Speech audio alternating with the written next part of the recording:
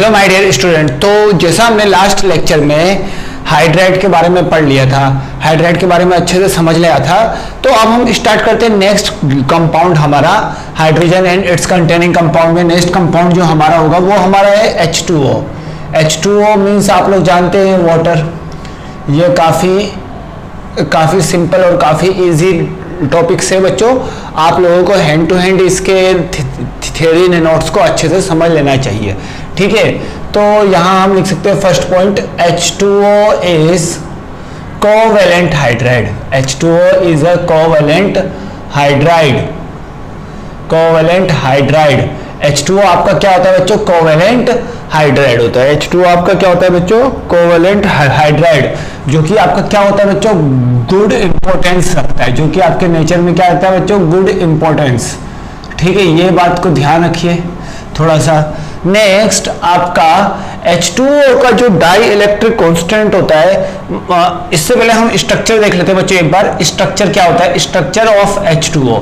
H2O का structure बच्चों कुछ इस तरीके से होता है, 2 हाइड्रोजन एटम और 2 लोन पेयर इसके ऊपर प्रेजेंट होते हैं। तो H2O का स्ट्रक्चर कुछ क्या होता है बच्चों? वी शेप्ड या फिर वी शेप्ड बोलो या फिर एंगुलर बोलो, ठीक है। ये आपका इसका होता है बच्चों, ठीक है। वी शेप्ड बोलो या तो एंगुलर बोलो, ये इसका क्या होता है? शेप होता है। ये दोनों इसके क्या होते हैं बच्चों? आपके शेप होते हैं। बात क्लियर है? काफी इजी टॉपिक है, आप लोग एक बार में ही समझ जाएंगे बच्चों। देन आफ्टर यहाँ पर ध्यान से समझना, जो 2 लोन पेयर है, ध्यान से समझना। एक चीज मैं आपको शॉर्ट लिखाता हूं, एक लोन पेयर की वजह से 2.5 डिग्री एंगल कम होता है। वैसे जो टेट्राहेड्रल ज्योमेट्री का जो एंगल होता है वो कितना होता है? 109 डिग्री 28 मिनट। अगर मैं इसमें से 2 इंटू 2 लोन पेयर का एंगल हटा दूं तो अप्रोक्सीमेट इक्वल टू कितना आ जाएगा? 104 डिग्री एंगल। तो इसका जो एंगल होता है, इन दोनों के जो बॉन्ड के बीच का जो एंगल होगा वो कितना होगा? 104 डिग्री एंगल। इन दोनों जो बॉन्ड के जो बीच का जो एंगल होने वाला बच्चों कितना होगा बच्चों? 104 डिग्री एंगल होने वाला इन दोनों बॉन्ड के बीच का, ठीक है। सेकंड थिंग ध्यान से समझना, ये जो अब मैं लिखा रहा हूं वो इंपॉर्टेंट पॉइंट है, ठीक है। H2O is a good solvent. H2O आपका अच्छा सॉल्वेंट होता है, ठीक है। H2O is a good solvent या फिर यूनिवर्सल सॉल्वेंट। यूनिवर्सल सॉल्वेंट, ठीक है। यूनिवर्सल सॉल्वेंट क्यों होता है यूनिवर्सल सॉल्वेंट बच्चों? ठीक है, due to its dielectric constant. Dielectric constant मतलब डाई इलेक्ट्रिक कांस्टेंट। अब डाई इलेक्ट्रिक कांस्टेंट आपके लिए नया टर्म है, ठीक है। अब डाई इलेक्ट्रिक कांस्टेंट आपके H2O का कितना होता है? H2O का जो डाई इलेक्ट्रिक कांस्टेंट होता है बच्चों वो कितना होता है? 79। अब हमको कंफ्यूजन है कि डाई इलेक्ट्रिक कांस्टेंट होता क्या है। अब ध्यान से समझना, मेरे पास 100 आयोनिक कंपाउंड है। कितने आयोनिक कंपाउंड है? 100 आयोनिक कंपाउंड में से ये 79 आयोनिक कंपाउंड को अपने अंदर क्या कर लेता है बच्चों? डिसोल्व कर लेता है। 79 आयोनिक कंपाउंड को ये अपने अंदर क्या कर लेता है बच्चों? डिसोल्व कर लेता है। इसीलिए इसका जो डाई इलेक्ट्रिक कांस्टेंट होता है वो 79। इसीलिए हम इसको क्या बोलते हैं? अच्छा सॉल्वेंट है। अच्छा सॉल्वेंट मतलब सबसे ज्यादा अमाउंट ऑफ कंपाउंड को अपने अंदर डिसोल्व करने की कैपेसिटी रखता है। तो इसीलिए हम इसको क्या बोलते हैं? गुड सॉल्वेंट, ठीक है। ये हमारा गुड सॉल्वेंट होता है। क्यों? क्योंकि इसका जो डाई इलेक्ट्रिक कांस्टेंट होता है वो काफी ज्यादा अच्छा होता है। और साथ साथ ये देखो, ये आपके देखो आयोनिक सॉलिड।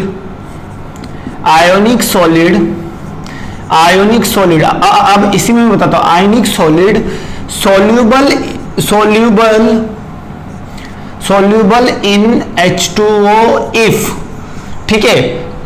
आयोनिक सॉलिड अगर आपका H2O में सोल्यूबल होगा तो क्यों होगा? इसका रीजन मैं आपको बताता हूं। डेल्टा हीट ऑफ हाइड्रेशन ज्यादा होगा as compare to lattice energy. अगर लेटाइस एनर्जी से डेल्टा हीट ऑफ हाइड्रेशन आपका ज्यादा होगा तो आपका क्या होगा? सोल्यूबल होगा, ठीक है, सोल्यूबल होगा। लेकिन some ionic compounds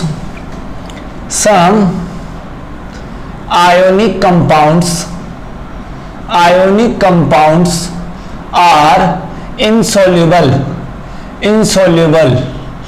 in H2O like AgCl, AgBr, CaCO3, ठीक है, AS2 आर्सेनिक सल्फाइड और CaCO3, और यहां पर लिख सकते हैं BaSO4। क्यों होता है बच्चों ये इंसॉल्युबल होने का इसका एक ही रीजन होता है कि due to its lattice energy is greater than its hydration energy. मतलब लैटिस एनर्जी किससे ज्यादा होता है? हाइड्रेशन एनर्जी से।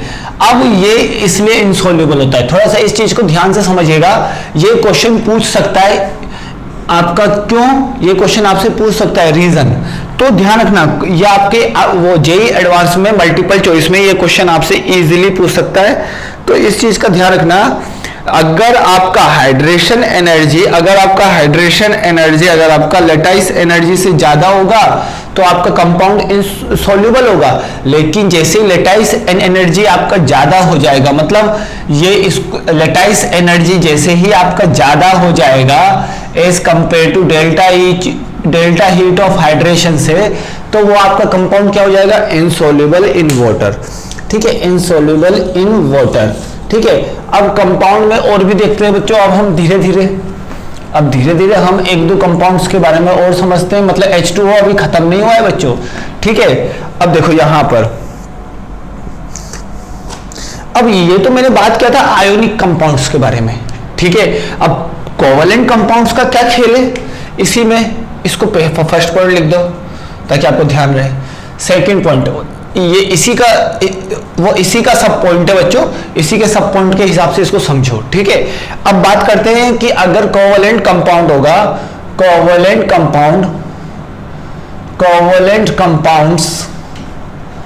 Compounds are soluble in water due to hydrogen bond. मतलब वाटर के साथ अगर कोई भी कोवलेंट कंपाउंड अगर हाइड्रोजन बॉन्ड बनाएगा, then these compounds are soluble in water. ठीक है, तो कोवलेंट कंपाउंड्स के लिए मैंने अलग से लिखा है, आयोनिक कंपाउंड्स के लिए मैंने अलग से लिखा है। दोनों के बारे में आपको अलग से ध्यान रखना है। ठीक है, और इसके बारे में जब आपका एस ब्लॉक में स्टार्ट करूंगा, मतलब एस ब्लॉक एलिमेंट्स जब मैं स्टार्ट करूंगा, स्टार्ट करने से पहले 3 दिन, स्टार्ट करने से पहले 3 डेज मैं आपको क्या क्या पढ़ाऊंगा मैं आपको बता देता हूं। एक तो मैं थर्मल स्टेबिलिटी पढ़ाऊंगा, थर्मल स्टेबिलिटी के बारे में बताऊंगा। ठीक है, थर्मल स्टेबिलिटी के बारे, थर्मल स्टेबिलिटी बोलो या स्टेबिलिटी बोलो, बात एक ही है। 3 दिन मतलब एस ब्लॉक स्टार्ट करने से पहले, इनऑर्गेनिक सेक्शन के पार्ट से पहले, एक तो मैं आप लोगों को क्या पढ़ाऊंगा? थर्मल स्टेबिलिटी पढ़ाऊंगा। एक मैं आप लोगों को पढ़ाऊंगा सॉल्युबिलिटी। इसी के अंदर हम सीख जाएंगे इन सबको, इसी के अंदर हम सब कंपाउंड के सॉल्युबिलिटी को कंपेयर करना सीख जाएंगे। देन आफ्टर, इसके बाद मैं आपको पढ़ाऊंगा यहां पर हाइड्रोलाइसिस। ठीक है, ये कुछ चीजें हैं जो मैं आपको कुछ मतलब एस ब्लॉक स्टार्ट होने से पहले पढ़ाऊंगा। क्यों, इसका रीजन मैं आपको बताता हूं। एस ब्लॉक स्टार्ट होने से पहले अगर मैंने ये 3 टॉपिक को अगर आपको मैंने पढ़ा दिए तो आपको एस ब्लॉक पूरा स्मूथली जाएगा। एस ब्लॉक में इन सब का रोल ज्यादा है। अभी हाइड्रोजन में तो जहां रोल है मैंने बता दिया, लेकिन एस ब्लॉक में इन सब का रोल काफी ज्यादा है। तो ये जब मैं एस ब्लॉक स्टार्ट करूंगा उससे पहले मैं ये वाले टॉपिक आपको 3 दिन पढ़ाऊंगा, ताकि आपको चीजें हमेशा के लिए परमानेंटली आपके मेमोरी में सेव रहे। ठीक है, तो अभी हम देखते हैं यहां पर covalent compounds are soluble in water due to the presence of hydrogen bonding. ठीक है, हाइड्रोजन बॉन्डिंग की वजह से। अब मैं आपको बताता हूं यहां पर H2O का फ्रीजिंग पॉइंट कितना होता है? 0 डिग्री सेल्सियस, और बॉइलिंग पॉइंट कितना होता है? 100 डिग्री सेल्सियस। H2O का फ्रीजिंग पॉइंट कितना होता है? 0 डिग्री सेल्सियस, और बॉइलिंग पॉइंट कितना होता है? 100 डिग्री सेल्सियस। अब एक और पॉइंट जो मैंने आपको हाइड्रोजन बॉन्डिंग में क्वेश्चन कराया था वही वापस से लेंगे। ठीक है, यहां पर density of ice is less than density of water. ठीक है, density of ice less than density of water. ऐसा क्यों होता है, इसका रीजन समझेंगे। ठीक है, ice have water in solid form, water in solid form, solid form मतलब क्या, ice has cage like hexagonal lattice structure, मतलब आपका हेक्सागोनल लैटिस स्ट्रक्चर होता है। मतलब क्या होता है समझना, वाटर में, वाटर अगर आपका सॉलिड फॉर्म मतलब आइस के फॉर्म में जो आपका क्या लगता है, cage like hexagonal lattice structure. अब इस बात को ध्यान से समझना, ये एक आपके केस में होता है। अब जनरली वैसे सॉलिड का बहुत कम देखा गया है कि सॉलिड की डेंसिटी कम होती है, सॉलिड की डेंसिटी कम होती है, ये तो बहुत एक्सेप्शन है, रेयर होता है। जनरली आपके सॉलिड की डेंसिटी ज्यादा होती है as compare to liquid, as compare to water. यहां पर अगर मैं बोलना चाहूं तो जनरली आपके सॉलिड की डेंसिटी क्या होगी बच्चों, ज्यादा होगी। सॉलिड की डेंसिटी आपकी क्या होगी, ज्यादा होगी एज कंपेयर टू लिक्विड। लेकिन यहां हमको देखने को मिला, तो इसका रीजन क्या है, आपका cage like hexagonal structure, way in this structure, अब इसी स्ट्रक्चर में समझते हैं, in this structure one O atom form two hydrogen bonding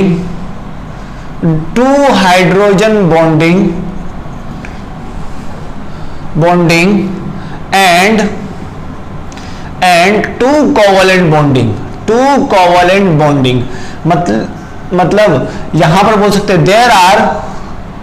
there are total number of 4 bond developed by oxygen atom, मतलब ऑक्सीजन एटम से oxygen atom की वजह से कितने बॉन्ड आपके डेवलप हो रहे हैं, 4 बॉन्ड। अगर आपके 4 बॉन्ड पेयर होंगे तो इसका मतलब आपका स्ट्रक्चर कैसा होगा, टेट्राहाइडल। मतलब देखना जनरली आइस के केस में क्या होता है, आइस के केस में, हाँ आइस के केस में आपका ये दो बॉन्ड आपके क्या हो जाते हैं बच्चों, एक्स्ट्रा बॉन्ड। अब extra bond due to this 2 hydrogen bond, इसी हाइड्रोजन बॉन्ड की वजह से क्या हो जाएगा बच्चों, आपका वॉल्यूम बढ़ जाएगा, वॉल्यूम इंक्रीजेस। अब देखो B equal to mass over volume, अब वॉल्यूम इंक्रीज हुआ तो आपका डेंसिटी क्या हो जाएगा, डिक्रीज हो जाएगा। So that's why density of ice is less than density of water. तो ये आपका सिंपल कंसेप्ट है, इसको थोड़ा सा ध्यान रखने का बात है, इसको थोड़ा सा ध्यान रखने वाली बात है बच्चों ये, ठीक है। तो इस चीज में ये आपका जनरली नॉर्मल कंडीशन पे होता है। ये कौन से कंडीशन पे होगा बच्चों, आपका नॉर्मल कंडीशन पे। इस चीज को ध्यान रखो, ये आपका सारा का सारा नॉर्मल कंडीशन पे होगा, ठीक है। ये तो था हमारा किसके बारे में बच्चों, वाटर के बारे में। अभी खत्म नहीं हुआ है, अभी हमने स्टार्ट किया है बस, ठीक है। अभी वाटर अभी बहुत मतलब वाटर का मतलब काफी एक्सटेंट तक अभी हम पढ़ेंगे इसके बारे में। अब वाटर में एक और वाटर आता है बच्चों आपका, कौन सा, हैवी वाटर। वाटर में एक और वाटर आता है बच्चों आपका, कौन सा आता है बच्चों, आपका हैवी वाटर। अब हैवी वाटर आपका होता क्या है उसको हम समझ लेते हैं। हैवी वाटर आपका होता क्या है उसको हम समझ लेते हैं, देख लेते हैं कि हैवी वाटर आपका होता क्या है, जो कि काफी इंपॉर्टेंट है। देखो यहां पर हैवी वाटर क्या होता है बच्चों, आपका D2O। अब D2O आपका हैवी वाटर होता है, ठीक है। D2O आपका क्या होता है बच्चों, हैवी वाटर। D क्या होता है, मतलब हाइड्रोजन आइसोटोप को, मतलब हाइड्रोजन को अगर उसके आइसोटोप ड्यूटेरियम से अगर मैं रिप्लेस कर दूं तो आपका क्या बन जाएगा बच्चों, हैवी वाटर, ठीक है। अब हैवी वाटर के बारे में मैं एक एक करके बताता हूं। देखो ड्यूटेरियम और हाइड्रोजन दोनों के इलेक्ट्रॉनिक कॉन्फ़िगरेशन सेम होते हैं, सेम होने की वजह से इनकी कैरेक्टरिस्टिक भी सेम होंगे। ऑल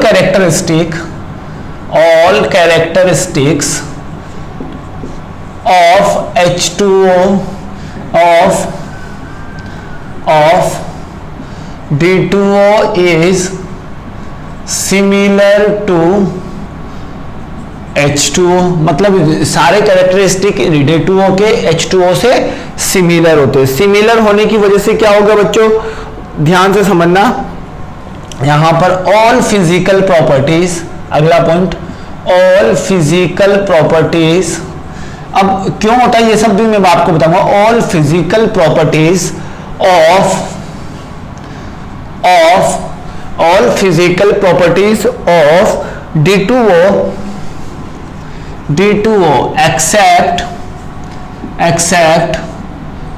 बोल सकते हैं एक्सेप्ट छोड़ के कौन कौन से बच्चों, एक तो आप लोग यहां पर बोल सकते हो डाई इलेक्ट्रिक कांस्टेंट, ठीक है, डाई इलेक्ट्रिक कांस्टेंट, या फिर हम लोग बोल सकते हैं रिफ्रैक्टिव इंडेक्स, सॉरी हाँ, डाई इलेक्ट्रिक कांस्टेंट, ठीक है, रिफ्रैक्टिव इंडेक्स, ठीक है, रिफ्रैक्टिव इंडेक्स, और साथ साथ आपका सरफेस टेंशन, ठीक है, सरफेस टेंशन। इन तीनों फिजिकल प्रॉपर्टीज को छोड़ के, लाइक आपका melting point, boiling point, melting point हो गया, बॉइलिंग पॉइंट हो गया, इन सब के ये सब तो फिजिकल प्रॉपर्टी हो गई, ठीक है, ये सब आपके फिजिकल प्रॉपर्टी हो गई, मेल्टिंग पॉइंट, बॉइलिंग पॉइंट, और ये जो डाई इलेक्ट्रिक कांस्टेंट है, रिफ्रैक्टिव इंडेक्स और surface tension, these are also a physical property. लेकिन इन सब को छोड़ के all physical properties of D2O greater than H2O। मतलब अगर मैं बोलना चाहूं कि बॉइलिंग पॉइंट किसका मैक्सिमम होगा, D2O का ज्यादा होगा H2O से। अगर मैं बात करूं यहां पर फ्रीजिंग पॉइंट, तो फ्रीजिंग पॉइंट किसका ज्यादा होगा, D2O का ज्यादा होगा H2O से। तो इसी तरीके से केवल और केवल किसमें होगा, डाई इलेक्ट्रिक कांस्टेंट D2O का कम होगा H2O से, ठीक है। रिफ्रैक्टिव, ये क्वेश्चन आया हुआ है, ये क्वेश्चन इंपॉर्टेंट है और ये आया हुआ क्वेश्चन है, ये बिल्कुल आया हुआ क्वेश्चन है। डाई इलेक्ट्रिक कांस्टेंट पे, डाई इलेक्ट्रिक कांस्टेंट आपका D2O का कम होगा H2O से, ठीक है। नेक्स्ट पॉइंट क्या बोलेंगे बच्चों, नेक्स्ट पॉइंट हम यहां पर बोलेंगे all chemical properties of identical, all chemical properties of D2O is similar to H2O, but अब बात समझना, but in D2O OD bond is stronger than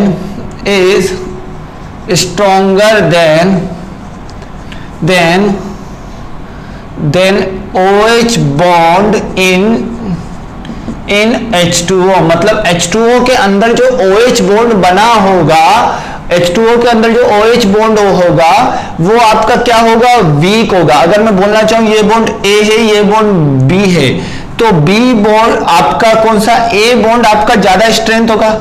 strength आपके कौन से बॉन्ड की होगी, स्ट्रेंथ आपके A बॉन्ड की ज्यादा होगी B बॉन्ड से। बात क्लियर है।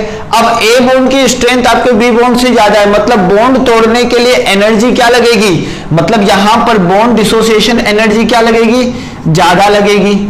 अब बॉन्ड डिसोसिएशन एनर्जी जब यहां पर अगर आपकी ज्यादा लगेगी इस बॉन्ड में, तो ये क्या होगा, धीरे धीरे रिएक्शन में पार्टिसिपेट करेगा। देखो रिएक्शन कब होता है, जब दो पुराने बॉन्ड टूट के एक नए बॉन्ड का फॉर्मेशन हो। केमिकल रिएक्शन की डेफिनेशन क्या है एक्चुअली में, केमिकल रिएक्शन की डेफिनेशन क्या है, ठीक है, when two exist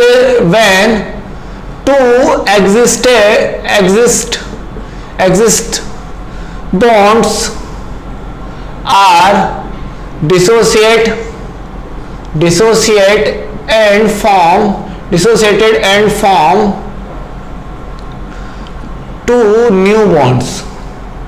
मतलब जो पुराने बॉन्ड टूट के जब आपके कुछ नए बॉन्ड बनेंगे, that is called what, chemical reaction. Chemical reaction में दो पुराने बॉन्ड टूटेंगे तो नए बॉन्ड बनेंगे, this is called chemical reaction. तो अगर OD आपके रिएक्टेंट साइड होगा,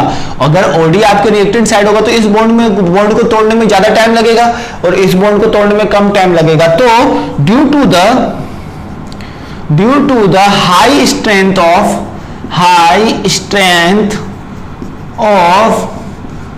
OD bond, due to the high strength of OD bond, rate of reaction will be decrease. ठीक है, up to the acting times, मतलब कितने टाइम्स तक? 18 टाइम्स तक। ठीक है, इस चीज को ध्यान रखना, 18 गुना ये कम हो जाएगा, decrease. This effect is called as isotopic effect. और ध्यान से समझना यहां पर this effect is called as isotopic effect. और इसी आइसोटोपिक इफेक्ट के बारे में हम कहां पढ़ेंगे बच्चों? जहां जहां मैं गोला लगा के बता रहा हूं कि यहां पढ़ेंगे उस सब चीजों को ध्यान रखो। इसी आइसोटोपिक इफेक्ट के बारे में हम कहां पढ़ेंगे? ऑर्गेनिक केमिस्ट्री में। और साथ ही साथ मैं आपको एक चीज बता देता हूं, इस पर जेईई एडवांस ने क्वेश्चन पूछा हुआ है। और वो भी कौन सा भी क्वेश्चन मैं आपको बता देता हूं, मैच द कॉलम। इसी कॉन्सेप्ट पे जेईई एडवांस ने पूछा हुआ है।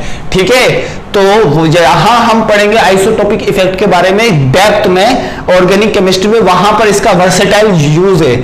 ठीक है, जेईई एडवांस ने मैच द कॉलम में ये क्वेश्चन पूछा हुआ है। ठीक है, तो ये तो था हमारा किसके बारे में बच्चों?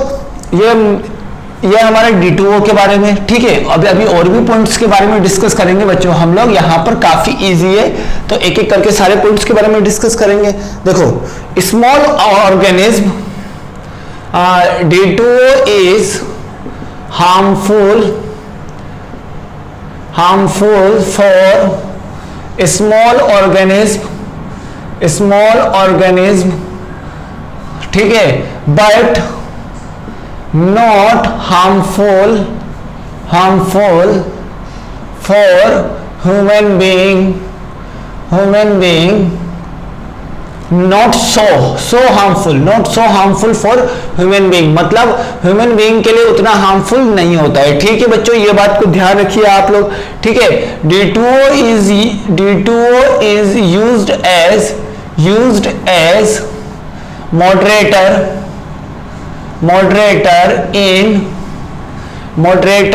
in nuclear plant। Nuclear plant का मतलब वो नहीं है न्यूक्लियर आपका पेड़ पौधा नहीं। न्यूक्लियर प्लांट का मतलब है कि जो आपके इलेक्ट्रिसिटी जनरेट करने के लिए न्यूक्लियर प्लांट होता है, उसके लिए ये मॉडरेटर के फॉर्म में यूज आपका होता है, जो कि क्या करता है, विच decreases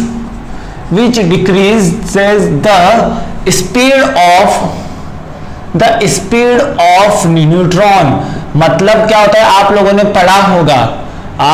पढ़ा होगा दो टाइप के रिएक्शन होते हैं। एक आपका दो टाइप के आपके न्यूक्लियर रिएक्शन होते हैं। एक आपका होता है, कौन सा होता है, फ्यूजन, एक होता है फिजन। ठीक है, एक होता है फ्यूजन, एक होता है फिजन। ठीक है, अब फ्यूजन में तो आपकी एनर्जी ज्यादा होती है, और फ्यूजन में ध्यान से समझना, फ्यूजन में भी एनर्जी ज्यादा होती है, लेकिन फ्यूजन में क्या होता है, किसी भी एक एटम पे जब आपका ए एटम, मान लिया ए एटम पे जब आपका न्यूट्रॉन जाके टकराएगा तो नया आपका दूसरा एटम बनेगा। इस तरीके से डीके होता है, नए आपके दो एटम टकराएंगे, फिर यहां पर न्यूट्रॉन टकराएगा।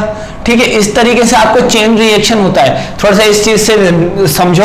और यहां पर थोड़ा एनर्जी निकलेगी, उसी एनर्जी का हम कहां यूज करते हैं, एज ए इलेक्ट्रिसिटी भी यूज कर सकते हैं, किसी भी फॉर्म में हम इसी एनर्जी को यूज कर सकते हैं। तो इसीलिए हमारे यहाँ पर आजकल न्यूक्लियर प्लांट लगाए जाते हैं, और न्यूक्लियर प्लांट का सबसे इंपॉर्टेंट है D2O को यूज किया जाता है। न्यूक्लियर प्लांट में किसको यूज किया जाता है, D2O को। अब हमारे पास अब बात आई कि मेरे पास ऑर्डिनरी वाटर है। ऑर्डिनरी वाटर में कुछ ना कुछ अमाउंट में D2O भी होगा, और कुछ अमाउंट में आपका H2O भी होगा। In ordinary water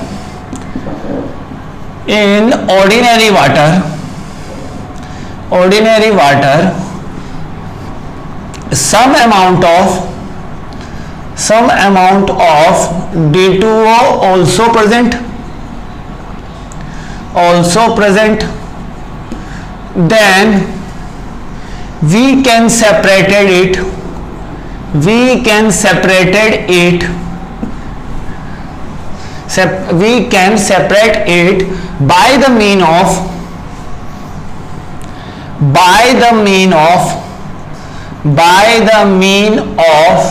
its physical properties। हम फिजिकल प्रॉपर्टी से इसको सेपरेट कर सकते हैं। जैसे boiling point of D2O is greater than boiling point of H2O। तो हम क्या करेंगे बच्चों, अगर बॉइलिंग पॉइंट में डिफरेंस है, ठीक है, तो हम कौन सा प्रोसेस का यूज करते हैं, फ्रैक्शनल डिस्टिलेशन। और इसको हम ज्यादा अमाउंट में डिस्टिलेशन और इसको हम ज्यादा अमाउंट में ऑब्टेन करने के लिए क्या करेंगे, इसको रिपीट करेंगे, बार बार इसको क्या करेंगे, रिपीटेट करेंगे, बार बार इसी के फ्रैक्शनल डिस्टिलेशन को हम रिपीट करेंगे, तो हमको हाईएस्ट अमाउंट में क्या मिल जाएगा, आपको यहां पर D2O अलग सेपरेट कर सकते हैं, ठीक है।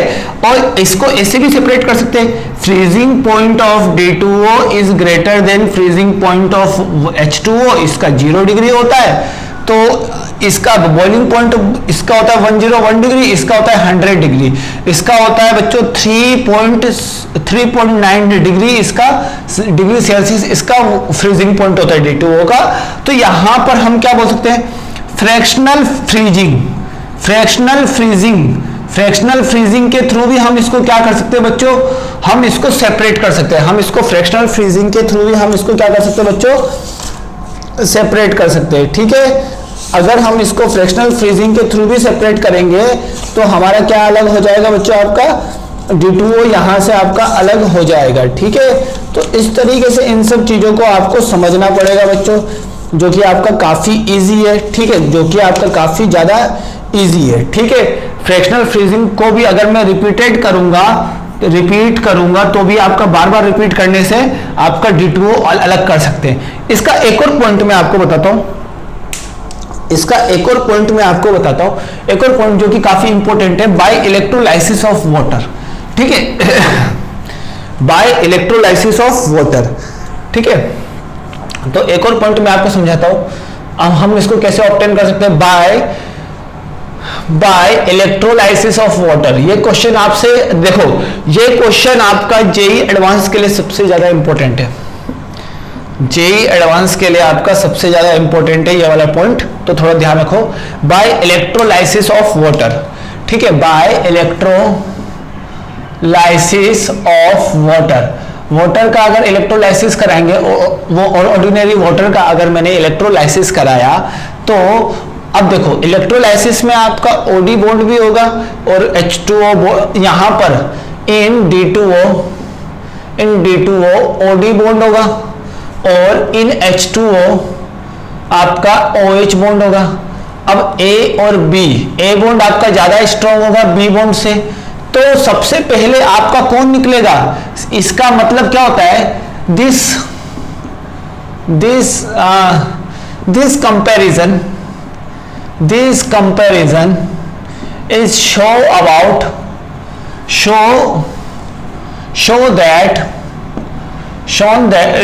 that H plus is release more faster than D plus, ठीक है, H plus is released more faster than D plus, so we can say that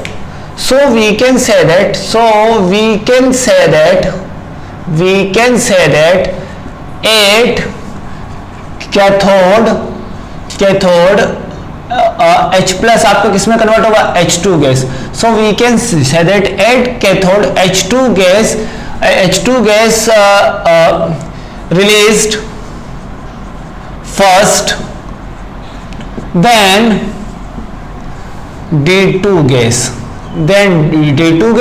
Now this D2 gas react with oxygen, then it is form what, D2O, heavy water, ठीक है।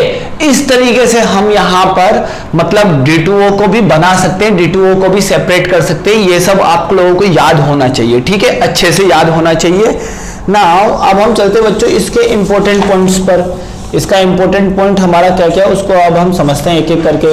तो सबसे पहले अब हम समझते हैं केमिकल प्रॉपर्टी ऑफ वाटर। ठीक है बच्चों, तो केमिकल प्रॉपर्टी ऑफ वाटर समझो या केमिकल प्रॉपर्टी ऑफ D2O समझो, बात एक ही है। ठीक है, दोनों की केमिकल प्रॉपर्टी आपकी क्या होती है बच्चों, कॉमन होती है। दोनों की केमिकल प्रॉपर्टीज आपकी क्या होती है बच्चों, कॉमन होती है। तो थोड़ा इस चीज को ध्यान रखो, कोई दिक्कत वाली बात नहीं है। ठीक है, तो यहां पर मैं आपको बताता हूं, यहां पर मैं आपको बता देता हूं केमिकल प्रॉपर्टीज ऑफ वाटर। तो स्टार्ट करते हैं सबसे पहले केमिकल प्रॉपर्टीज ऑफ वाटर। ठीक है, chemical properties of water. Water की केमिकल प्रॉपर्टीज हमारी क्या होगी, सबसे पहले वाटर बोलो या फिर कहीं ना कहीं ऑब्लिक में D2O, कुछ जो प्रॉपर्टी नहीं होगी वो मैं आपको बता दूंगा। ठीक है, यहां पर सबसे पहला H2O is amphoteric oxide of hydrogen. मतलब हाइड्रोजन का एम्फोटेरिक ऑक्साइड है बच्चों। ठीक है, हाइड्रोजन का एम्फोटेरिक ऑक्साइड है। अब इस बात को ध्यान से समझो, यहां पर में इसका मतलब क्या है, so it can react with acid as well as base. तो ये दोनों के साथ रिएक्ट कर सकता है। ठीक है, दोनों के साथ रिएक्ट कर सकता है। जैसे अगर मैं बात करूं एसिड के बारे में, तो एसिड में मैंने SO3 एसिडिक ऑक्साइड, ये मैंने एसिडिक ऑक्साइड के बारे में बात किया। एसिडिक ऑक्साइड से रिएक्ट करेगा कौन, H2O। तो H2O अगर एसिडिक ऑक्साइड से रिएक्ट करेगा तो यहां पर H2SO4 बना देगा। और अगर मैंने यहां पर बेसिक ऑक्साइड, सुनना ध्यान से, CaO के साथ रिएक्शन कराया तो यहां पर क्या बना लेगा, CaOH का होल ट्वाइस। ठीक है, तो यहां पर बेसिक ऑक्साइड के साथ रिएक्शन कराया तो ये बन गया, और एसिडिक ऑक्साइड के साथ रिएक्शन कराया तो ये बन गया। ठीक है, इस चीज को ध्यान से समझना। सेकंड इसकी केमिकल प्रॉपर्टीज होती है बच्चों, सेकंड इसकी केमिकल प्रॉपर्टीज क्या होती है बच्चों, हाँ, H2O can act as reducing and oxidizing agent। H2O आपका रिड्यूसिंग और ऑक्सीडाइजिंग एजेंट दोनों की तरह एक्ट करता है। जैसे अगर मैं बात करूं यहां पर Na की रिएक्शन अगर मैं H2O के साथ करा दूं तो क्या बनेगा, NaOH और H2। अब आप देख सकते हो H2 का ऑक्सीडेशन नंबर 0, यहां पर ये क्या हो रहा है, यहां पर हाइड्रोजन का ऑक्सीडेशन नंबर +1 से कहां जा रहा है बच्चों, +1 से कहां जा रहा है, हाइड्रोजन का ऑक्सीडेशन नंबर कितना है बच्चों, यहां पर +1। मतलब यहां पर +1 से कहां जा रहा है, देखो सिंपल बोल सकते हैं, यहां पर ऑक्सीजन का रिमूवल हुआ, यहां पर ऑक्सीजन का रिमूवल हुआ तो हम बोल सकते हैं इसको, यहां पर आपका ये होगा रिड्यूसिंग एजेंट और ये होगा ऑक्सीडाइजिंग एजेंट। ठीक है, ये होगा रिड्यूसिंग एजेंट और ये आपका होगा ऑक्सीडाइजिंग एजेंट। इसी तरीके से अगर मैं इसी तरीके से मैं अगर F2 की रिएक्शन H2O के साथ करा दूं तो यहां पर HF बनेगा। ठीक है, ये F0 और यहां पर -1 ऑक्सीडेशन नंबर नहीं, सिंपल आप बोल सकते हो F -1 में होता है, ये 0 में, 0 से माइनस, इसका क्या हुआ, रिडक्शन हुआ, तो ये आपका क्या हो जाएगा, रिडक्शन हुआ तो ये आपका क्या हो जाएगा, ऑक्सीडाइजिंग एजेंट। ठीक है, अब देखो सिंपल, मैं आपको ऐसे नहीं कैलकुलेट करो बच्चों, इसको कैलकुलेट करने का मैं आपको सिंपल तरीका बताता हूं। पहले रिएक्शन लिख लेते हैं, देन आफ्टर मैं आपको बताता हूं। देखो यहां पर सिंपल समझना, H2 गैस निकलेगा, सॉरी HF और O2 गैस निकलेगा, कि यहां पर O2 गैस निकलेगा, हाँ यहां पर आपका O2 गैस निकलेगा। ठीक है, अब देखो ध्यान से समझना बच्चों, यहां पर Na का ऑक्सीडेशन नंबर 0, यहां पर Na का कितना हो गया, +1। ऑक्सीडेशन नंबर में इंक्रीमेंट, अगर ऑक्सीडेशन नंबर में अगर पॉजिटिव साइड जाएगा, मतलब 0 से पॉजिटिव साइड जाएगा, अगर पॉजिटिव साइड अगर मूव करेगा हमेशा क्या होगा, ऑक्सीडेशन, और अगर oxidation number negative side movement करेगा तो हमेशा क्या होगा, रिडक्शन। इस चीज को ध्यान रखो, हमेशा नेगेटिव साइड मूव करेगा तो रिडक्शन, और ऑक्सीडेशन कब होगा, जब पॉजिटिव साइड मूव करेगा। देखो ये 0 से +1 पॉजिटिव साइड मूव कर रहा है, तो इसका क्या हुआ, ऑक्सीडेशन। और जिसका ऑक्सीडेशन होता है वो क्या होता है, रिड्यूसिंग एजेंट, और ये क्या होगा, ऑक्सीडाइजिंग एजेंट। अब देखो यहाँ पर 0 से -1 की ओर मूव कर रहा है, मतलब नेगेटिव साइड मूव कर रहा है, तो इसका क्या हुआ बच्चों, रिडक्शन हुआ। इसका क्या हुआ, जनरली इसका रिडक्शन हुआ, और इसका अगर रिडक्शन हुआ तो ये क्या होगा, ऑक्सीडाइजिंग एजेंट, और ये क्या होगा, रिड्यूसिंग एजेंट। तो हम बोल सकते हैं H2O can behave as oxidizing agent as well as reducing agent also. ठीक है, अब अगला देखते हैं बच्चों हम यहाँ पर अगली प्रॉपर्टी हमारी क्या है, मैं आपको बताता हूँ, 2 मिनट, काफी इजी है, 1-2 बार में ही आपको समझ में आ जाएगी। अगली प्रॉपर्टी है बच्चों आपके, अगली chemical property hydrolysis of H2O। ठीक है, हाइड्रोलाइसिस ऑफ H2O। तो समझते हैं अगली केमिकल प्रॉपर्टी। अगली केमिकल प्रॉपर्टी को हम अच्छे से समझते हैं। देखते हैं सबसे पहला third hydrolysis reaction. Hydrolysis reaction का मतलब क्या होता है, मैं आपको अभी तो सिंपल बताऊंगा, आगे जाके मैं इसको और डेप्थ में बताऊंगा। हाइड्रोलाइसिस रिएक्शन कैसे करते हैं, H2O मैं आपको सिंपल यहां पर H2O आपका OH- और H+ में टूटेगा, ये बात ध्यान रखो बस अभी थोड़ी देर के लिए, फिर आगे जाके मैं आपको बताऊंगा। H2O के पास इलेक्ट्रॉन डेंसिटी ज्यादा होता है, so it can behave as nucleophile. Nucleophile क्या होता है, जिसके पास इलेक्ट्रॉन डेंसिटी ज्यादा हो। तो आप लोगों को मैं इसके बारे में बताऊंगा आगे, जब मैंने बताया था ना अभी 3 दिन में मैं हाइड्रोलाइसिस रिएक्शन के बारे में बताऊंगा, वहां मैं इस चीज को आपको और अच्छे से और डिस्क्रिप्टिव वे में एक्सप्लेन करूंगा। लेकिन अभी आपको कुछ रिएक्शन समझने के लिए बस इतना ध्यान रखना है, H2O OH- और H+। ठीक है, इस चीज को थोड़ा सा शॉर्टकट में शॉर्ट ट्रिक समझ के याद कर लीजिए। जैसे अगर मैंने बात किया कि CaH2, मैं कंपाउंड लिख देता हूं, फिर मैं आपको समझाता हूं। CaH2 AlN, ठीक है, AlN, ठीक है, Ca3P2, ठीक है, Ca3P2 लिख दिया। एक मैंने लिख दिया CaC2, ठीक है, CaC2 लिख दिया। यहां पर SiCl4 लिख दिया, ठीक है, और मैं लिख दिया CaOSO2, ठीक है, CaOSO2 P4 और 10, देखो यहां पर लिख देता हूं AlCl3। बस कुछ एग्जांपल समझ लो, फिर मैं हाइड्रोलाइसिस में आपको पूरा कंफर्म कराऊंगा किस तरीके से करना है। अब CaH2 जैसे ही आपके H2O मॉलिक्यूल के साथ रिएक्शन करेगा तो माइनस वाला प्लस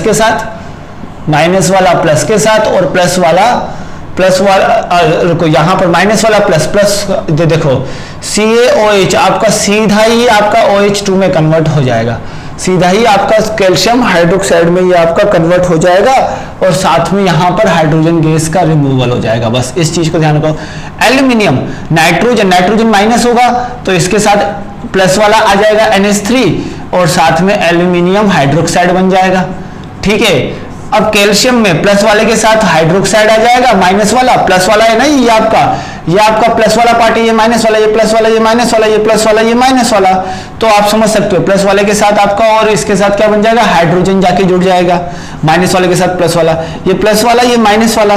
तो आप बोल सकते हो यहाँ पर Ca के ऊपर +2 चार्ज, तो +2 चार्ज होने की वजह से ये हो जाएगा। और C2 देखो इसके ऊपर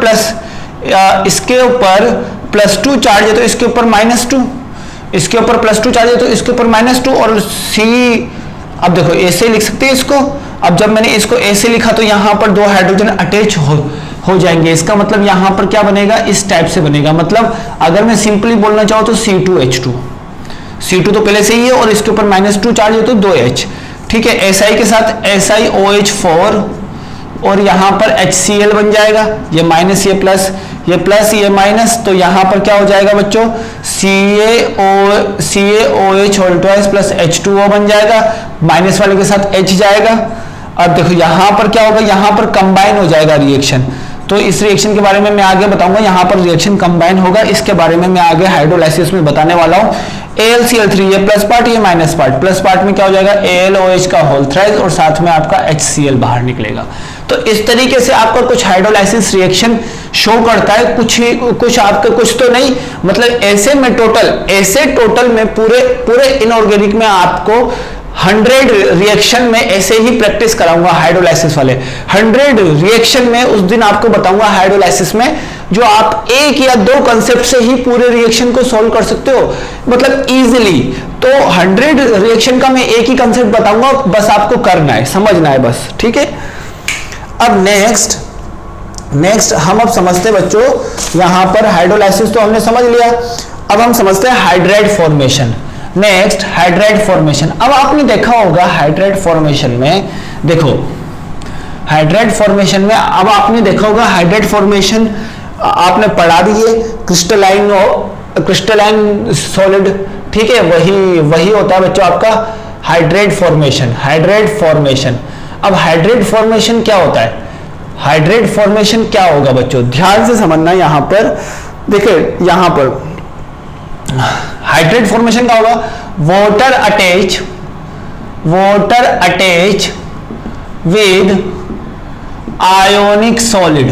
वाटर अगर आपका आयोनिक सॉलिड से अटैच होगा तो हाइड्राइड फॉर्मेशन करेगा। अगर मैं इसका एग्जांपल देखना चाहूं तो इसका एग्जांपल क्या होगा, MgCl2 देखो, इसी को बोलते हैं ना क्रिस्टलाइन सॉलिड, इसी को हम क्या बोलते हैं क्रिस्टलाइन सॉलिड, जिसमें आपका मतलब क्या हो बच्चों CuSO4 6H2 हो, CuSO4 6H2 नहीं 5 कर दो इसको, CuSO4 5H2O, इसको क्या बोलेंगे Na2CO3 10H2O। ये सब क्या होता है, अगर किसी आयोनिक सॉलिड के साथ इस तरीके से आपका H2O मॉलिक्यूल अटैच होता है, इस तरीके से आपका H2O मॉलिक्यूल किसी भी आयोनिक सॉलिड के साथ अटैच होता है, तो इसी को हम क्या बोलते हैं हाइड्रेट फॉर्मेशन, या फिर हम इसी सारे सॉलिड को हम क्या बोलेंगे crystalline solid.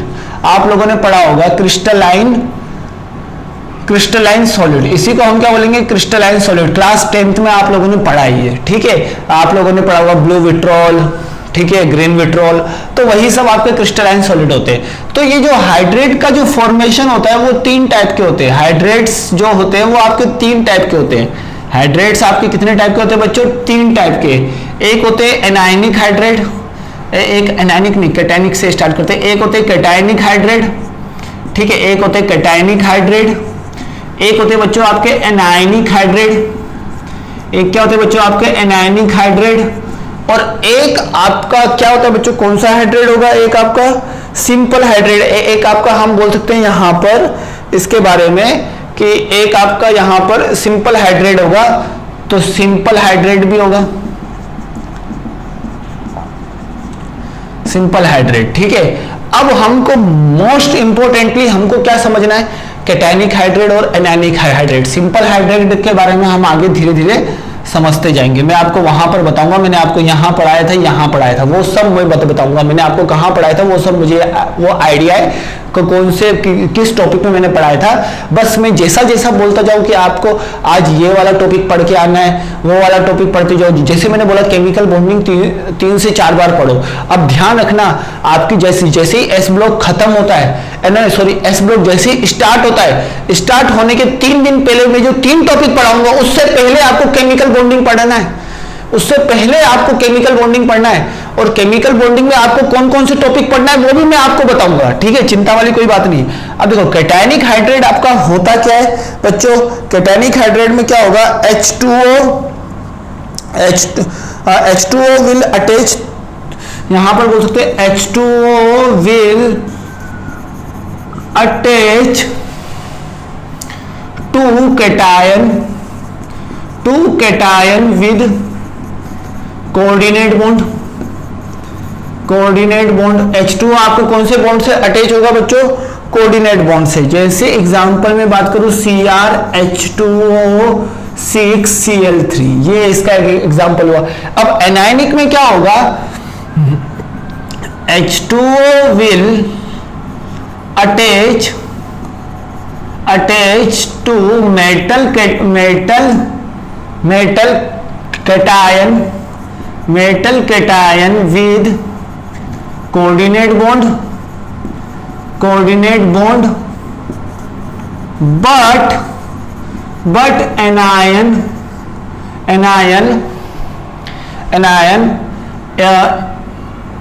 but anion H2O will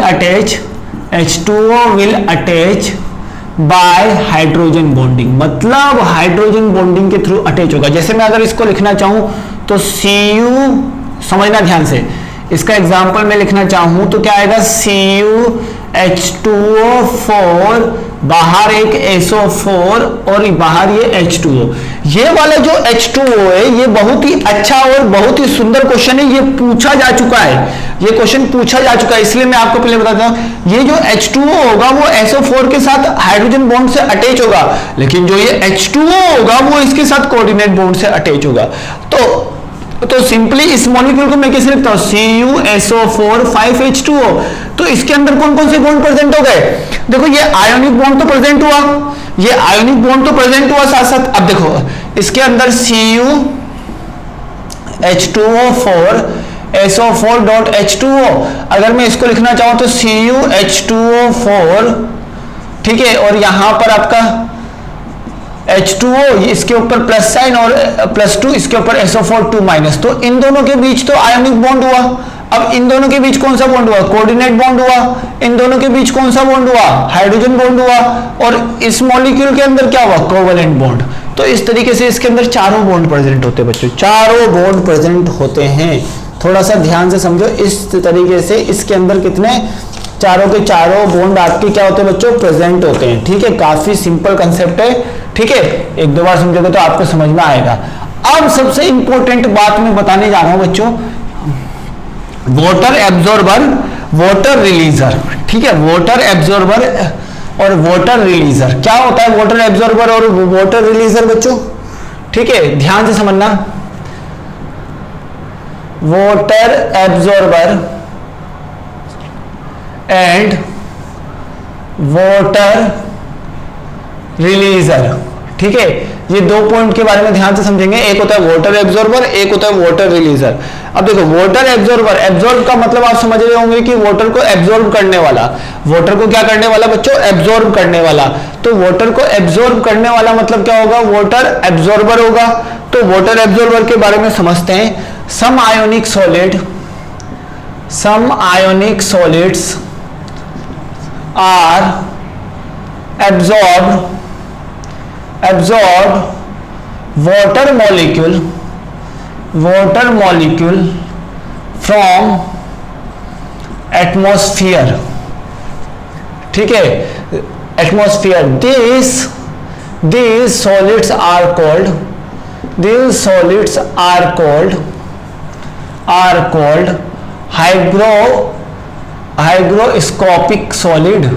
hygroscopic solid। ठीक है, हाइड्रोस्कोपिक सॉलिड मतलब, अगर आपका ध्यान से समझना, अगर आपका कोई भी आयोनिक सॉलिड एटमॉस्फेयर के वाटर को एब्जॉर्ब कर लेता है, जैसे मैं सिंपली अगर मैं बोलना चाहूं, जैसे हमारा NaCl, अब अगर आप इन्हें नमक लोगे, नमक को कुछ दिन के लिए एटमॉस्फेयर पर रख देना, वो आपको बिल्कुल चिपचिपा आपका हो जाएगा बच्चों, वो ग्लू स्टिक टाइप का आपका हो जाएगा। क्यों हो जाएगा, क्योंकि उसने एटमॉस्फेयर से वाटर एब्जॉर्ब कर लिया। लाइक एग्जांपल इज NaCl और MgCl2। ठीक है, और भी इसके एग्जांपल होते हैं, धीरे धीरे आप लोग पढ़ोगे तो धीरे धीरे आप लोगों को मैं हर कंपाउंड के बारे में बताऊंगा, तो मैं आपको उसके हाइग्रोस्कोपिक नेचर के भी बारे में बताऊंगा और डाइलिक्विसेंट नेचर के भी बारे में बताऊंगा। तो some ionic solid are absorb water molecule from atmosphere, this solid are called what, hygroscopic solid. ठीक है, नेक्स्ट अब हम समझते हैं अगला पॉइंट। अगला पॉइंट हमारा क्या है, डाइलिक्विसेंट। ठीक है, if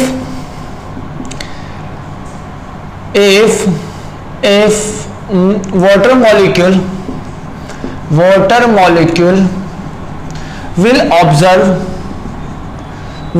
will absorb higher extent, तो ये आपका कौन सा सॉलिड होगा बच्चों, इस टाइप के सॉलिड को बोलेंगे लिक्विसेंट, डाइलिक्विसेंट सॉलिड। अब डाइलिक्विसेंट सॉलिड क्या हो जाएगा बच्चों, उस चीज को समझेंगे। एक डाइलिक्विसेंट सॉलिड आपका क्या हो जाएगा, उसको हम अच्छे से समझेंगे। तो ध्यान से समझना, अगर वाटर मॉलिक्यूल एब्जॉर्ब करता है तो हाइग्रोस्कोपिक, लेकिन जितना एब्जॉर्ब करता है उससे ज्यादा एब्जॉर्ब करेगा तो डाइलिक्विसेंट।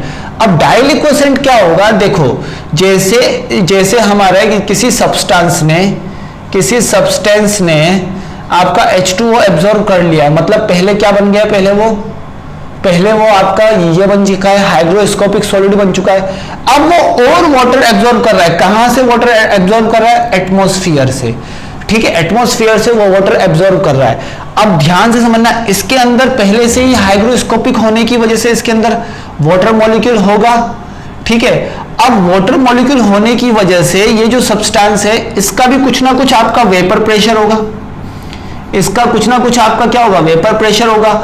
और एटमॉस्फेयर में H2O का क्या होगा, पार्शियल प्रेशर होगा, पार्शियल प्रेशर होगा। एटमॉस्फेयर में H2O का क्या होगा बच्चों, पार्शियल प्रेशर होगा। क्या होगा बच्चों, ये आपका समझना ध्यान से, यहां पर अगर आपका क्या हो जाएगा, पार्शियल प्रेशर। अब आप लोग ध्यान से समझ सकते हो कि इस सब्सटेंस का वेपर प्रेशर होगा, इस सब्सटेंस का वो पार्शियल प्रेशर होगा।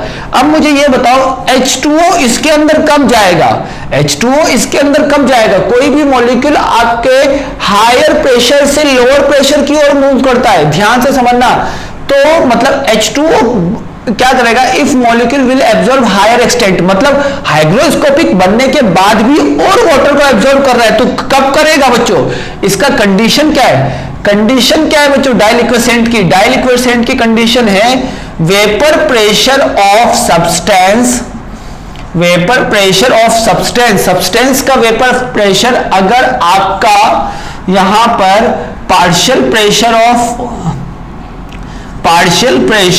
Atmospheric H2O, partial pressure of atmospheric H2O, मतलब एटमॉस्फेरिक H2O का पार्शियल प्रेशर अगर ज्यादा होगा, वेपर प्रेशर सब्सटेंस का कम होगा, तो इसका मतलब वो डाइलिक्विसेंट नेचर को शो करेगा। और ये वाला पॉइंट आपकी जेई एडवांस के लिए बहुत ही ज्यादा इंपॉर्टेंट है, जेई एडवांस के लिए बहुत ही ज्यादा इंपॉर्टेंट है। और आपको ये सॉल्यूशन नाम के चैप्टर में क्लास 12th में फिर से देखने को मिलेगा, और वहीं पर बहुत ही शानदार क्वेश्चन बना के पूछा जाएगा, ठीक है, बहुत ही शानदार क्वेश्चन बना के वहां से पूछा जाएगा। अब हमने वाटर एब्जॉर्बर के बारे में तो पढ़ लिया, अब क्या होता है बच्चों, एक वाटर रिलीजर, ठीक है। वाटर रिलीजर क्या होता है बच्चों,